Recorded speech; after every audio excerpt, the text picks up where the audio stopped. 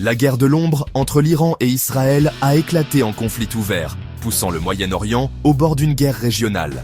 Des frappes israéliennes non revendiquées sur des sites militaires et nucléaires iraniens ont brisé des années d'hostilité secrète, déclenchant une crise aux conséquences mondiales. Le pari préemptif d'Israël s'est retourné contre lui, provoquant une période de silence tendu alors que le monde se préparait à la réponse de l'Iran. La question n'a jamais été de savoir si l'Iran riposterait, mais comment et quand.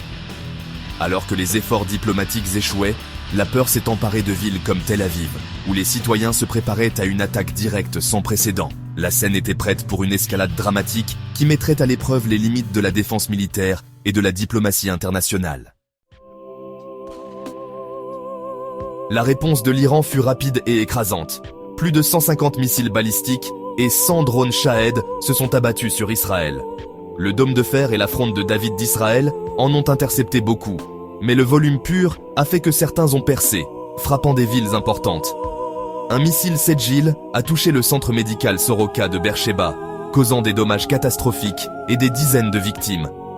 Au moins 24 Israéliens ont été tués, des centaines blessés et des milliers sans abri, alors que des missiles frappaient des zones résidentielles. Téhéran a qualifié cela de légitime défense, mais la communauté internationale a condamné le ciblage de sites civils comme une escalade dangereuse.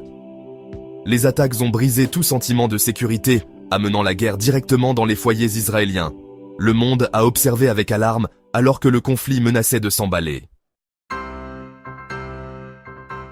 Israël a lancé l'opération Lion Ascendant, envoyant 60 avions de chasse pour frapper plus de 20 cibles de grande valeur en profondeur en Iran.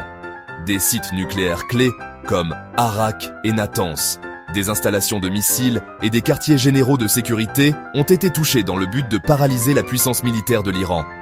L'Agence internationale de l'énergie atomique a confirmé qu'il n'y avait pas de catastrophe radiologique, mais le bilan humain était sévère. Des centaines de morts et plus d'1 millier de blessés. L'Iran a imposé une coupure d'Internet à l'échelle nationale, masquant l'ampleur réelle des dégâts. Les frappes israéliennes, associées aux menaces contre les dirigeants iraniens, ont poussé les deux nations sur un territoire inexploré et périlleux. Le risque de guerre totale planait plus que jamais. Alors que les missiles volaient, l'Iran a menacé de fermer le détroit d'Ormuz, une artère vitale pour le pétrole et le gaz mondiaux. La simple menace a fait grimper les prix du pétrole et ébranler les marchés mondiaux, car près d'un cinquième du pétrole mondial transite par ce point d'étranglement. Les compagnies maritimes ont fait face à des coups d'assurance en flèche et ont redirigé leurs navires, se préparant à d'éventuelles attaques ou interférences électroniques. Les États-Unis, avec 2 porte-avions dans la région, ont fait face à une remise en question directe de leur rôle en matière de sécurité.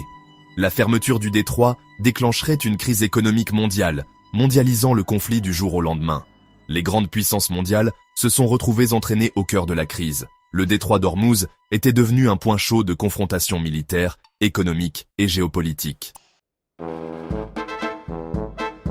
La région étant au bord du gouffre, des efforts diplomatiques frénétiques ont commencé. Réunion d'urgence de l'ONU, appel du G7 à la désescalade et pourparlers urgents à Genève. Pourtant, les préparatifs militaires et la rhétorique hostile ont continué de s'intensifier, augmentant le risque d'implication américaine. Le président Trump a averti de décisions imminentes, tandis que le guide suprême iranien a menacé de guerre totale si les États-Unis intervenaient. Les nations ont évacué leurs citoyens, et le principal aéroport d'Israël a fermé, bloquant des milliers de personnes à l'étranger. Les retombées humanitaires ont augmenté, soulignant l'impact réel sur la vie des gens ordinaires. Le monde fait face à une question critique. La diplomatie peut-elle l'emporter avant qu'une autre attaque ne déclenche une guerre régionale à grande échelle ? Le destin du Moyen-Orient et la paix mondiale est en jeu.